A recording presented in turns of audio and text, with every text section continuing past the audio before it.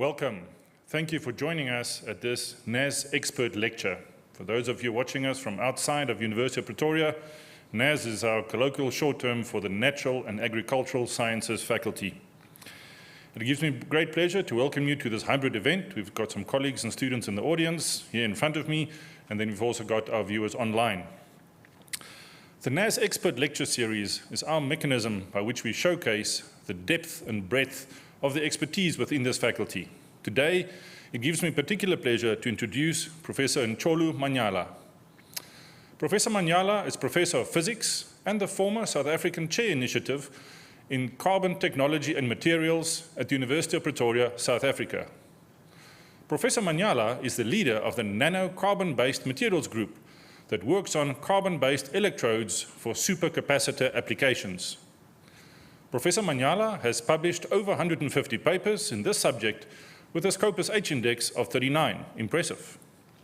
Professor Manyala is a member of the International Society of Electrochemistry, a member of the South African Microscopy Society, as well as a member of the South African Institute of Physics. Prof. Manyala is the guest editor of the Nanomaterials Journal from MDPI, and he is a C2 NRF rated scientist. It gives me great pleasure to give the podium to Professor Manyala. Over to you.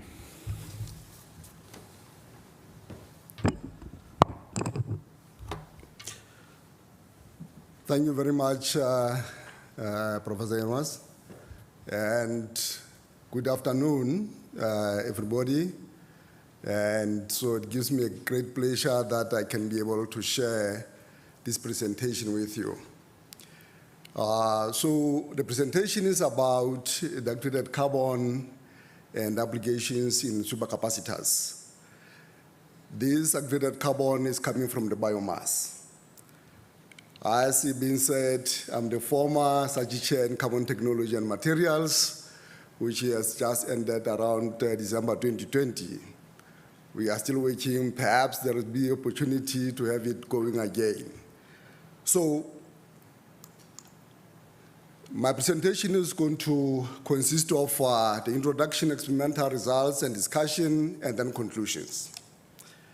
Now, as we can see, at the moment, there is a devastating aspect of what happens around the world because of the energy that we normally produce. The energy that we use most of the time is the energy that comes from the fossil fuel, the burning of coal, but this now has got a very serious modification to the environment because of the green gas emission. We see a lot of flooding all over the world, and there is a big push to try to reduce the energy coming from the fossil fuel. In South Africa, at the moment, we have a problem of the load shedding. It is not only because of the lack of existence of coal, just the question of the problem of the infrastructure being not working properly.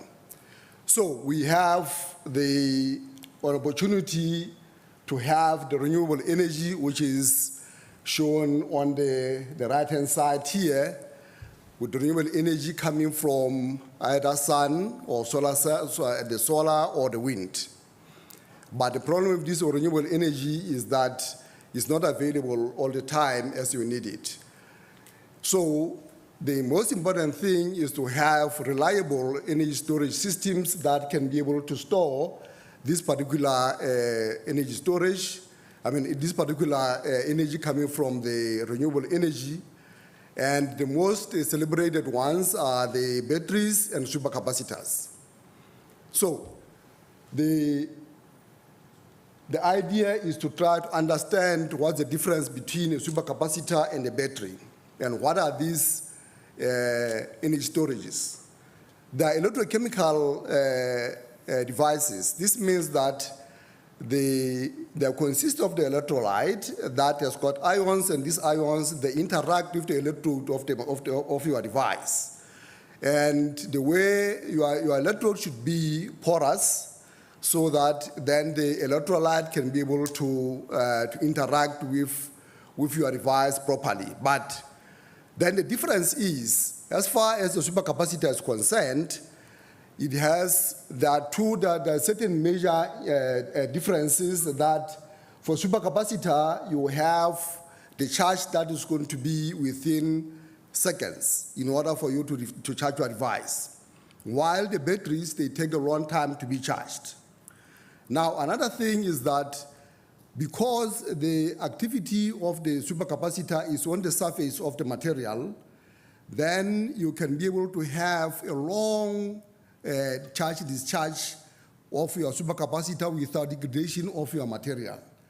But with the battery, that can be is very much reduced because the interaction is not on the surface only, but within the bulk. And hence, that's why the batteries cannot be last for a very long time, because of that activity that is not going to be able to do this. We cannot discharge the battery so many times. Now, the another aspect is the energy density. The energy density, which is the energy that you are going to be able to apply to your device. For the supercapacitors, it is still low. It's between 1 to 100 practically, while the batteries on the left-hand side here is between 8 to 700 kilowatt hour per watt hour per kilogram. The another point is what we call the power. This is the rate at which the energy is getting distributed to a device.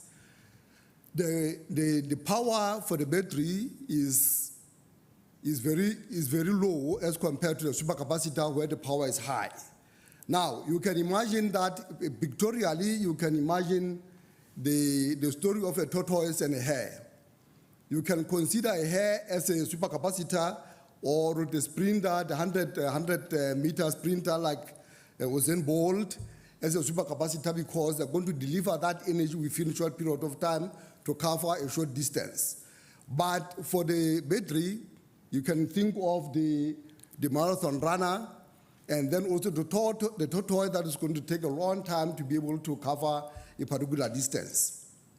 So then you can be able to think of complementing these two devices, that the supercapacitor is actually a device that is going to produce a high power, which means that the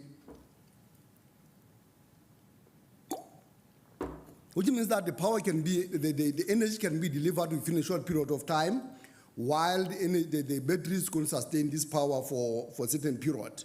So if you hybridize battery and the batteries and the supercapacitor, what happens is that you can be able to halve the lifetime of the battery by half. So another comparison of the batteries and the supercapacitors is what we call Ragone plot. The Ragone plot is the plot that it has got it compares the specific energy together with the specific power. So for the far right, you have dielectric capacitors, which has got a very high power but a very low energy. And then on the lower part of the curve, you have the batteries with different types of batteries. Then we see that supercapacitors, they make some kind of the bridge between the batteries and the supercapacitors and the batteries. So the capacitors, which they make this bridge, the most important aspect of that is that what you calculate from the capacitor is what we call capacitance, which is the ability for the material to store the charge. Now, it's given by I divided by T, which is the charge. Then we make specific by dividing by the mass of the electrode. Then you have capacitor by dividing by delta V. Now, this one here is actually the function of the material itself. While the energy then is calculated as the capacitance multiplied by potential squared, the potential is a function of the electrolyte. So the electrolyte which provides the ions, depending on what kind of electrolyte, then the operating potential is a function of the electrolyte. So in most cases, or in our case, we use what we call aqueous electrolyte, which is a water-based electrolyte. And then it has got limitation because the decomposition of water is around 1.2 volts. So then this means that the total voltage that you can be up to apply is limited by that. Now, as we say that the supercapacitor, it charges for a very short period of time. It has got high power, but we want to improve on the energy. So the direction that we want to take is that we don't want to compromise the power while increasing the energy. So we want to go in that particular direction of the for our device. So there are different applications for supercapacitors that are already existing in the world. The hybrid bus, you can have the engine start, electric cars, where the supercapacitor gets charged very quickly when you apply the brake. And then your car can be able to go on as when you move. And then all these different, the windmill, where you have your blade being governed by the supercapacitors, so that the energy applied is quicker to be able to follow the direction of the blade, the direction of the wind. Now, there are two types of supercapacitors, or supercapacitors with electric double-layer capacitor, which the charge is being stored electrostatically on the surface of the material. And then the materials that are used for that are carbon-based materials, because then they've got advantage of being conducting and high specific surface area, and then also, but they've got a moderate capacitance. The other one is metal oxides. The metal oxide, they come in the case of the pseudocapacitive behavior, which means that there is interaction of the ions and the electrons of the material. And this part of the activity, it contributes more on the capacitance. Now, in our case, we are interested in the activated carbon because, as we are saying, that we want to have something sustainable, which means that we need a material that will be available all the time. So then the activated carbon that's coming from biomass, it has got a good electrical conductivity, high surface area, tunable pore size distribution, and then environmental friendly. So the other thing is that you can be able to make two different devices of supercapacitor. You make a device that's symmetric. This means that the cathode and anode, or the positive and negative electrode, is the same. Then it can be made from different materials that we can be able to have, or you can have what you call asymmetric supercapacitor. The asymmetric supercapacitor is where the negative electrode is normally the carbon-based material, while the positive electrode will be the electrode that is mostly pseudocapacitive, which is maybe the combination of the carbon material and the metal oxides, hydroxide, because that will be able to provide more capacitance. So that will give what we call the asymmetric supercapacitor. Let me just briefly tell how this works. There are different modules that have been introduced before. The first one is similar to the normal parallel plate capacitor, where you have the charge accumulation on the surface of your electrode, and then the ions that will be, if your electrode is positively charged, then you attract the negative charge from the ions. Then, but that particular module is not good enough because it doesn't take into account that the ions can diffuse through your material. So then the second one, which you call it Graham-Chapman module, it actually talked about the diffusion of the ions within your material. But then this module was actually ignoring the interaction, the electrolyte interaction. But then Stan put the two bottles together to be able to have the Stan layer, which is similar to the one that Helmholtz, but then the diffusion layer that's coming from the Gorman-Chapman model, to be able to produce the capacitance in series that will be given by this particular equation. So then, as I say, that will be using the carbon atoms and the carbon, the electrode coming from the carbon. The activated carbon, these materials are porous. So the one from activated carbon will have the porous structure, the one from the carbon aerogels, flaky-like structure, and then carbon nanotubes, and the one that will be templated mesoporous carbon will have a particular different structure. Because I'm not going to talk about or show the structures of the activated carbons that we have produced, but in general, the morphology that we are going to get from the activated carbon will be porous structure material, a morphology, due to the fact that there is through the activation of your material that you produce activated carbon from. So the different biomasses that we have been using, we have got all the different kind of biomasses. The one that we have used, we have looked at the amarula seed husk, pepper seed, peanut shell, lignin coming from, we got this from Italy, the project that we have with the Italians, and the chicken bone. One of my students during the lockdown, because they couldn't go anywhere, was eating a lot of chicken, and then collected this chicken bone, and then when they go to the lab, try to produce activated carbon from this chicken bone.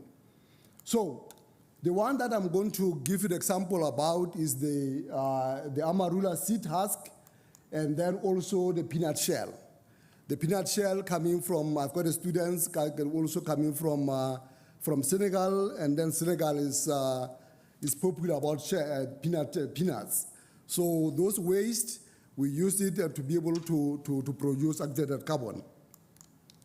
So there are different methods at which you can be able to produce this activated carbon, but the most important aspect is that you have your biomass that you can crash into a powder and then impregnate it with activating agent like potassium hydroxide and other activating agents. Then you pyrolyze it in the CVD system or chemical vapor deposition system that you can be able to be working in the urban atmosphere to be able to get your activated carbon. So I'm going to discuss this and that. This one here, the peanut shell, another thing is that I'm going to discuss the fact that the carbon can be functionalized so that we don't only get the electric double layer response, but also the pseudocapacitive behavior from the activated carbon. So you can be able to functionalize it with the hydroatoms, and then also make the composite of your activated carbon with metal oxide by having the metal precursor. And then in this case, what we managed to do was to get the metal molybdenum carbide together with molybdenum oxide. So this material, as we say, that is important to have a high specific surface area. Then we have to look at their texture. We looked at the texture by using the BET system that will be able to, can be able to analyze your material by nitrogen absorption, desorption, and then the curve that you get will be the isotherm. When you isotherm, it's got a very high uptake from the low pressure, then you know that you have got the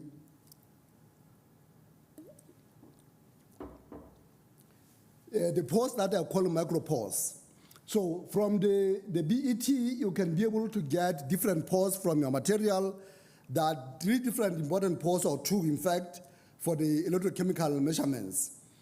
You get the pores that you can be able to plot the the pore volume as a function of the pore width or the pore radius. So you have the pores that are less than 2 nanometers, and those pores are called micropores. And these are responsible for the storage of your electrolyte, your ions from the electrolyte. Then you have got the mesopores. The mesopores are responsible for transporting your ions back and forth to your electrode and to your electrolyte to your electrode. Then micropores, which is bigger than, so mesopores are between 2 nanometers to 50 nanometers. While beyond that, then we've got the micropores that are basically for, they're also interacting in terms of the activities of your energy storage. So here you see that from this you can be able to get the specific surface area, and then for the peanut shell, what we have done is we have used different activating agents, and also we have varied the ratio between the activating agent and the raw material. And then here we are showing the ratio that showed the best results. If anybody is interested, then you can be able to look at this particular, I'm going to show the paper that you can look at. So the two mode of presentation, of measurements, you have first the so-called, on the left-hand side, is a 3-electrode measurement where you have to establish the voltage of your device. Then once you establish that, you can be able to do the device, which is a 2-electrode measurement. I don't know if you can be able to, can you see me? Can they see me? So this, you make a device like this, like a coin cell, or you can make the so-called, the real device that we call a push cell, which you can be able to use for as your device. So I'm going to now start with one of the activated carbon, the activated our materials, which is the amarula seed husk. So the amarula, which is abundant, in South Africa and South America. In South Africa, I think is mostly available at Limpopo. So it has got all different applications that you can have, but then you get rid of the seeds. Then this seed, you can be able to take it, they're very hard. So in order for you to be able to produce activated carbon, we did 2 different treatments. We had these seeds, we managed to put them in a water salt, which is the combination of calcium chloride together with the sulfuric acid. Then we in the ionized water. Then we use the hydrothermal to produce pre-carbonized, to produce a biochar. Then this biochar, we impregnate it with activating agents like KOH.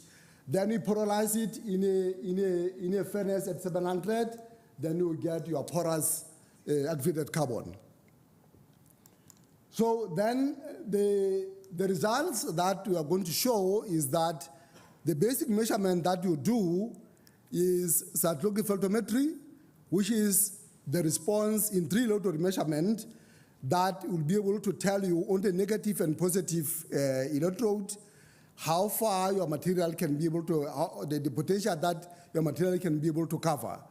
And that also gives you the current response of your material.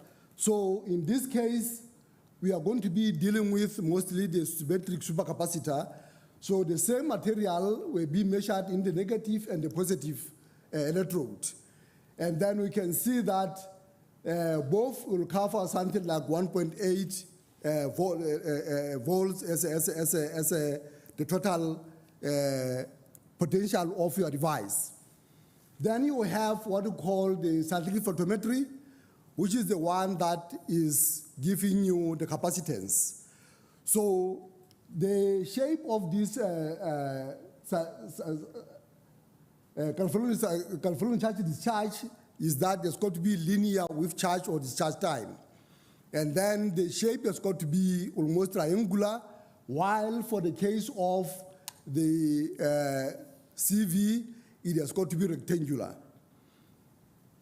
Then another measurement that you have is EIS, where this one you can be able to find the three important parameters that you look at is the conductivity of your material, which means that the interaction between the ions and the electrode, and then also the movement of your ions within the electrode.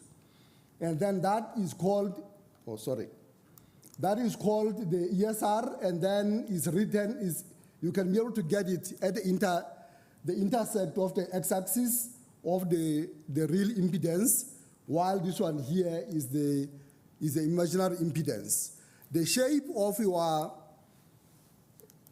curve, if it is closer to the y-axis, then this means that your material is very much capacitive. But then if it deviates from that, then you have a whole lot of the pseudocapacitive behavior of your material. So these two materials, where we have the one that was treated, this means that you had the water salt being used for your hug seat, and then the one that was done directly. We see that when they are compared, the one that was treated, it has got a high current response, and then also when you come to charge discharge, you see that the one that was treated has got a higher discharge time. This discharge time, it means that then it's going to have much higher capacitance. So because of that, then we used the Amarula treated hard seat as the symmetric device. And then in this case, now we subject our device into different scan rates. The higher the scan rate, not changing any shape of your device, it shows that your device is very, it has got a very good rate capability. Then also the aspect of the charge discharge, you can do that at different specific currents, and then calculate the specific capacitance as a function of the specific current. That will give you also how stable your material is, or the rate capability of your material. And then in this case, for this material, we managed to find that the specific capacitance of a single electrode is about 140 farad per gram. The second important aspect of your device that we have to do is what we call the stability. There are two types of stability that we can be able to make. The first one is what we call the cycle stability, which means that you run charge-discharge for your material for so many times, and then you calculate what we call the Coulombic efficiency, which is the discharge time divided by the charge time, and that if it maintains to be 100%, which means that the charge and discharge time are almost the same.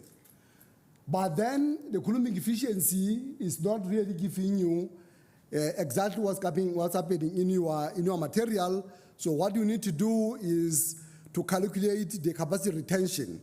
This means that after certain cycles, you calculate the capacitance. After certain cycles, you calculate capacitance. Then you will see that there is some kind of degradation at some point where, at some number of cycles. So this kind of test is similar to, for instance, if you beat somebody on the same spot throughout, he ends up now being used to be beaten up. And then there's no more difference. It doesn't even have pain. But now to really test your material to see if it is really stable, you use what we call the voltage holding, which is the curve on the right-hand side. Now, the voltage holding, what you do is that you subject your material to about 5 charge-discharge, the same continuous charge-discharge, and then you hold that at the highest voltage for a certain period, for 10 hours. And then you do the same thing again. This is similar to going to the gym, right? if you do the weight lifting, you can ask your guy to lift the weight up and down maybe 5 times, and then the 5th time you hold it up there, and then do the same thing again for a period of, so you can see this one you can be able to do it over almost 8 days. And then what we realize here is that in the beginning, the capacitance stays the same, and then after about 20 hours, it increases drastically, and then settles down at about 100 and maybe 120 or so. It is certainly in the same capacitance at that point. What happens is that when you do your the charge, the voltage holding, your ions tend to access some of the pores that were not accessible. But now that your material has been exposed to different charge-discharge, that you can be able to get that being accessible to the pores. And hence, you see that your capacitance can actually increase quite drastically. Then you can be able to look at your material and see if now it is still stable, which means that you can now go back and do the cyclic photometry and see if your material is not degrading.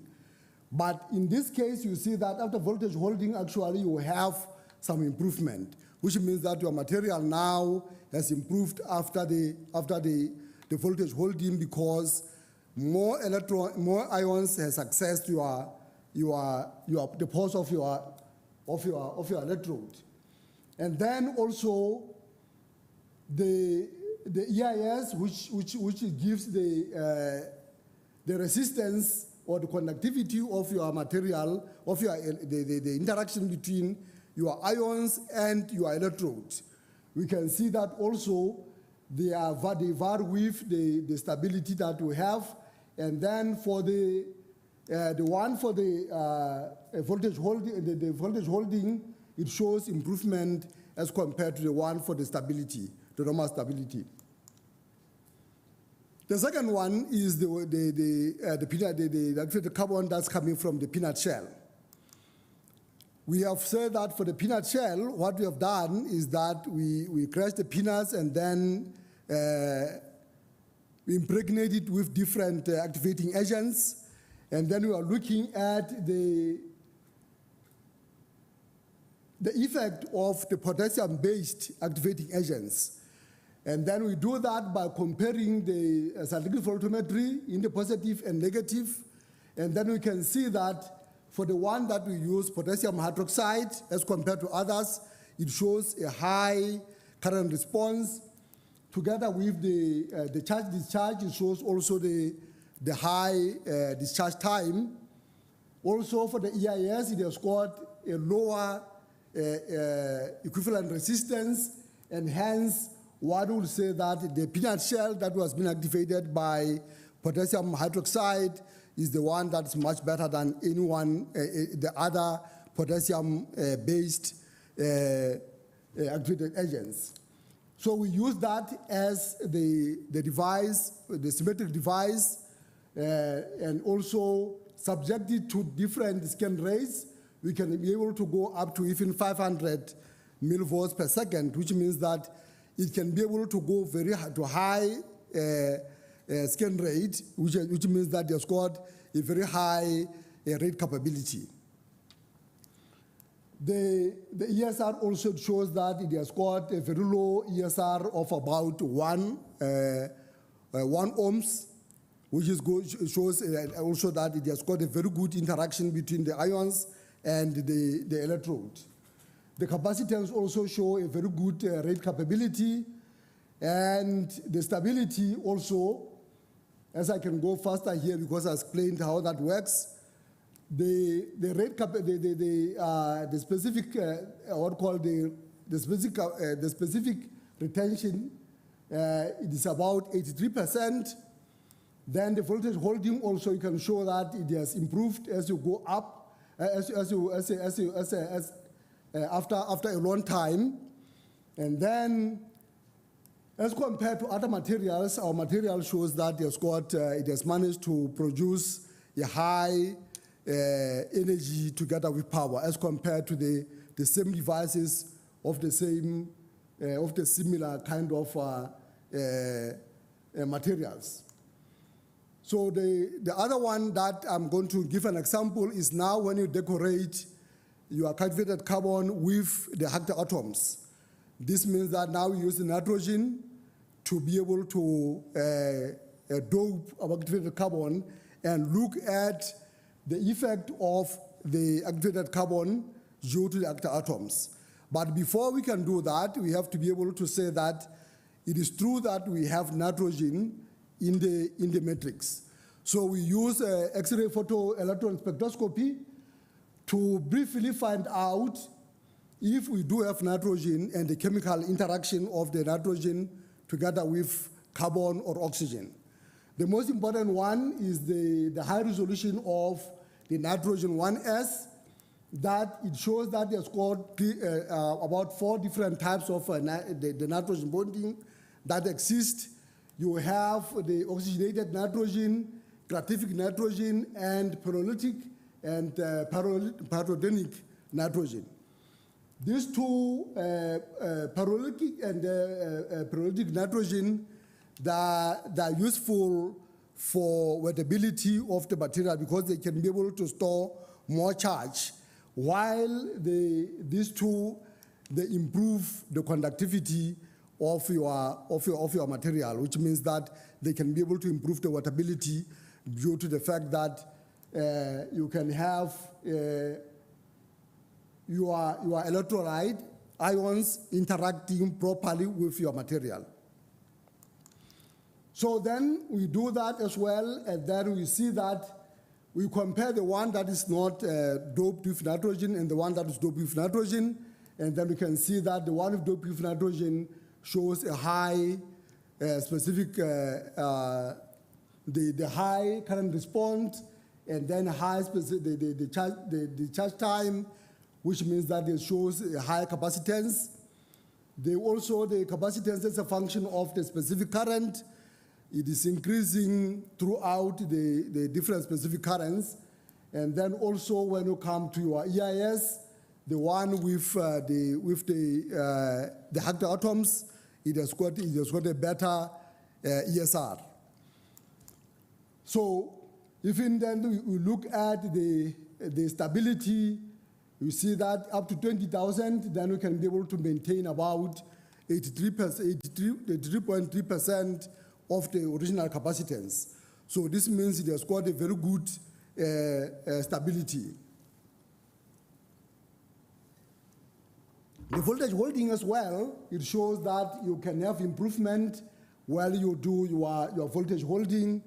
And then also for the similar devices where the activated carbon has been doped, we see that the activated carbon that we got it from the biomass of the peanut shell is doing much better than the ones that are in the literature.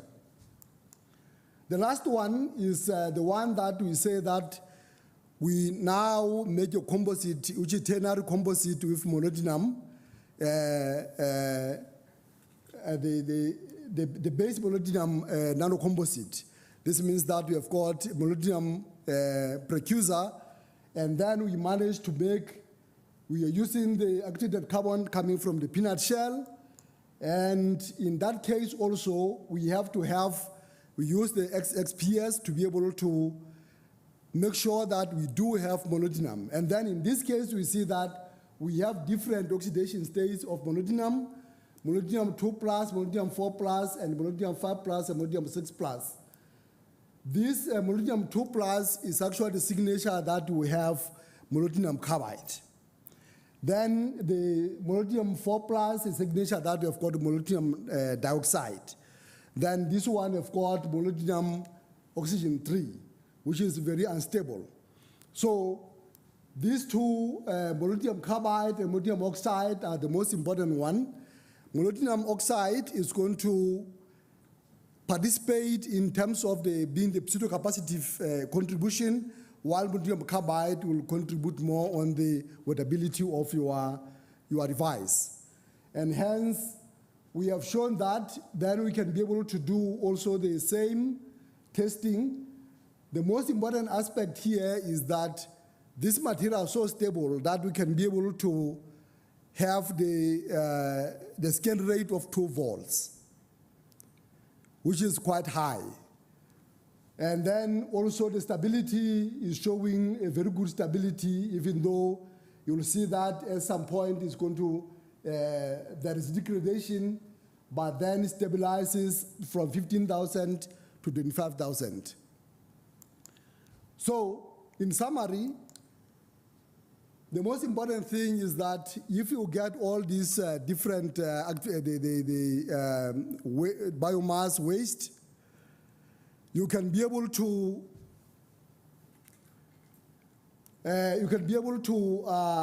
get a high specific current, a specific surface area.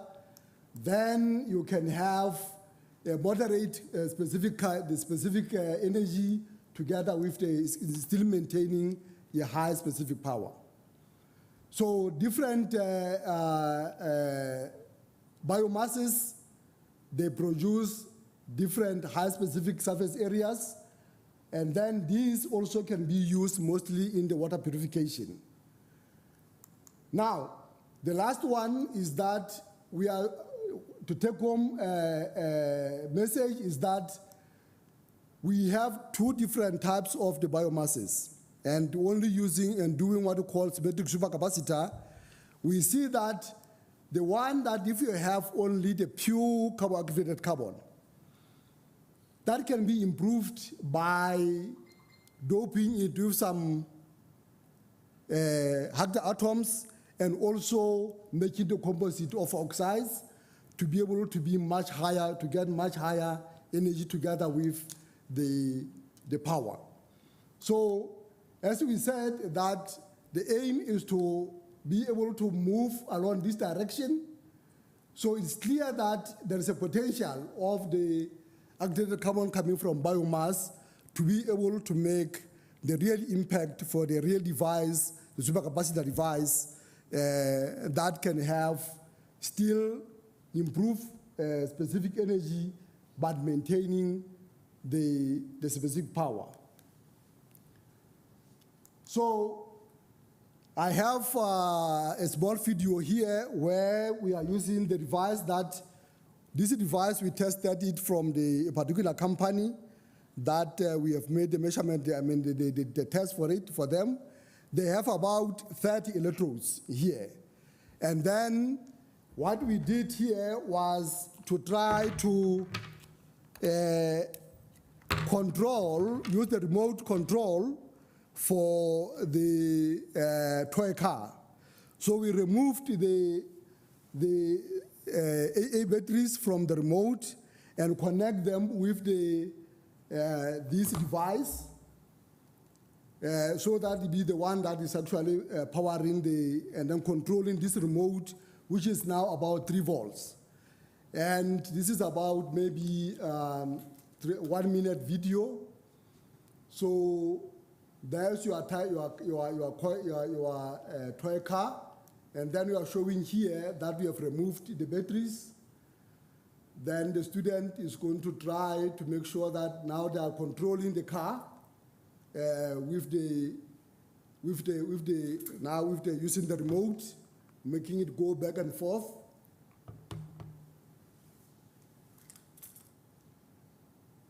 Right. So it's about, it takes about 1 minute to do that. The second one is trying to power the LED in series, and we have a couple of them. We have about 14 LEDs. That makes about 2 volts. And then we also use this device to be able to lead LED for a certain time. And then we'll see that the LEDs are going to faint as the time goes by, which means that your material is actually, the energy is starting to faint.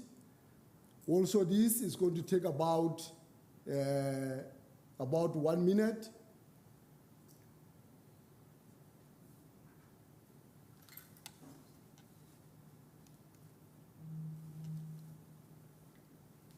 Okay?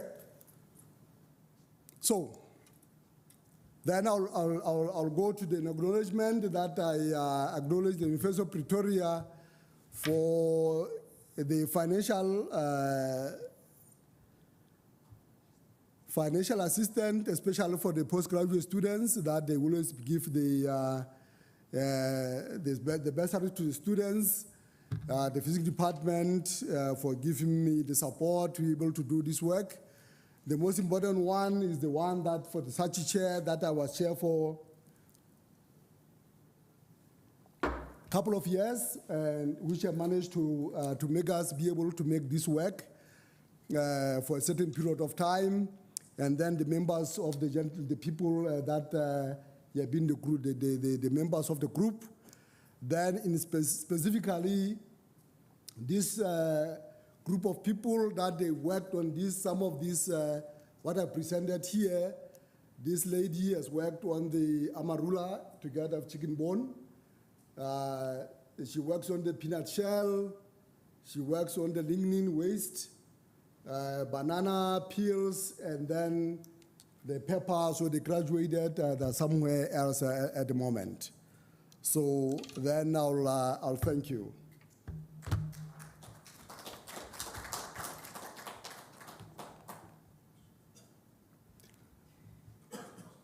Yeah, well, then I can take questions then.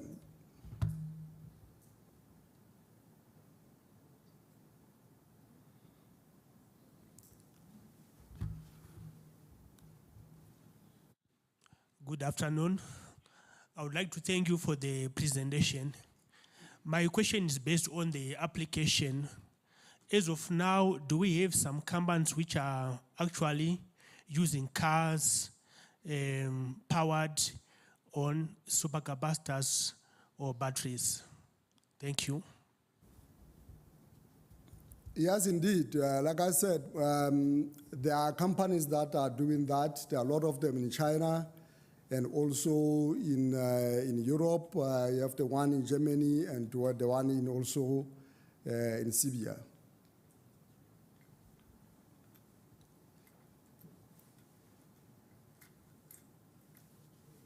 Thank you so much for this wonderful presentation, educating us about the importance of not throwing things which we look at and, yeah, not happy with, we just throw away. The question that I have for you is, do you see any, because this is a great work, do you see any patents coming out and making sure that we benefit from this as a country? Thank you.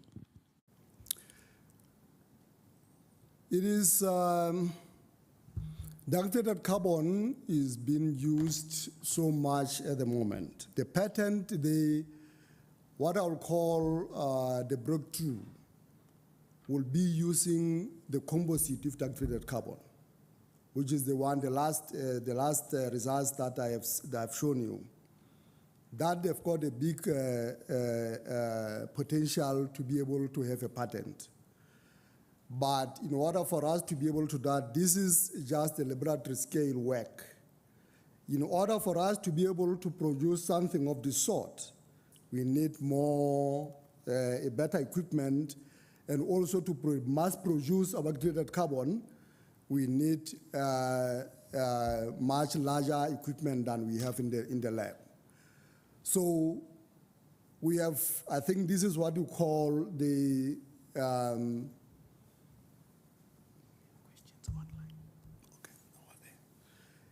so this is the proof of concept that one can be able to produce high quality activated carbons from the waste, as you are saying. So there is a possibility as long as one can have enough funding in order to go beyond just the laboratory testing.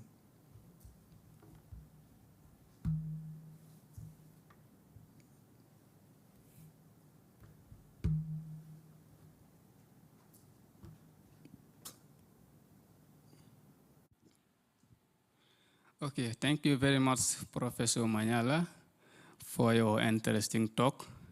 I have one question.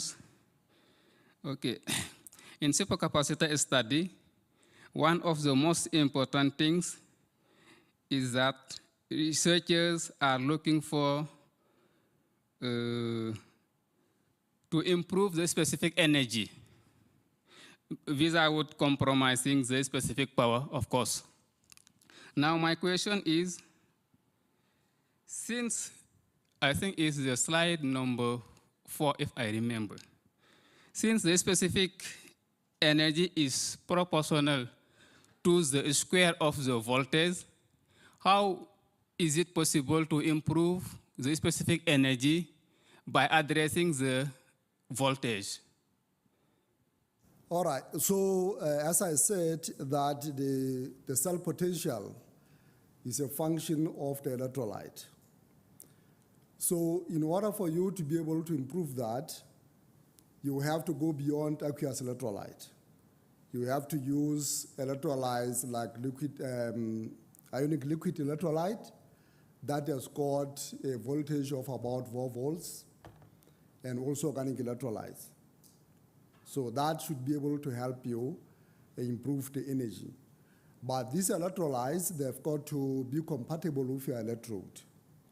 So what one will need to do is, the most commercial ones is actually not using aqueous electrolyte, they are using this electrolyte that I'm talking about. So it's important that this can be tested in those electrolytes. Then you can be able to improve your energy.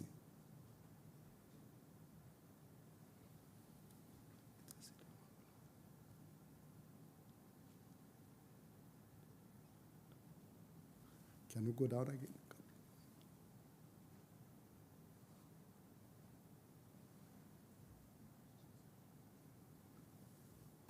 All right, so the other question that is coming through the online is that, is the seed of amarula a sustainable source of activated carbon without degrading the rich biodiversity of Limpopo? As long as people are using amarula for all these different applications that we have used, then it will be sustainable, because the idea is that after using the fruit, then all you need is that seed that you normally throw it away. So saying that you are going to be able, you are degrading the biodiversity of the region, that is something that environmentalists will have to talk about, whether they can stop people from using amarula for beer or whatever is used for. The other one was if you can go down a little bit, the moringa seed being considered as it is a drought resistant. We haven't looked at moringa, the moringa seed. I'm using it differently, moringa seed actually. Or the moringa, no, not the moringa. I thought he's saying what is this other one, Limpopo, the fruit that is popular in Limpopo. Yeah, well, moringa seed, we haven't considered that. We haven't really looked at that, but I should believe that it can be used as well. Then the other question is, how would you tell if the material is not fatigue? All right. Now, that's the idea. You see, that's the difference between the material that you use for the battery and the activated car, for the supercapacitors. The fatigue of the material, we test it through that long stability testing. And then after that, we make measurements again for cylindrical photometry, even the charge discharge. And that will tell us if the material can be able to, is going to get tired very quickly. Then you have seen that we have managed to go up to 25,000 cycles, which means that for the batteries you cannot go more than 1,000, because the activity with the supercapacitors is not in the bulk, but rather on the surface. and hence that can be able to make your material to be used for a very long time. Actually, there is the company in China that is using the activated carbon or the supercapacitors that they are running this for very many. They can go for 10 years for the same material, because without degradation of the material, because of that activity that's happening on the surface. All right, I think we come to an end. No more questions. Thank you very much. Thank you very much, Professor Manyala, for that really insightful talk. I think we've got a really wonderful example of how a number of different disciplines actually intersect to answer one of the current questions on facing us.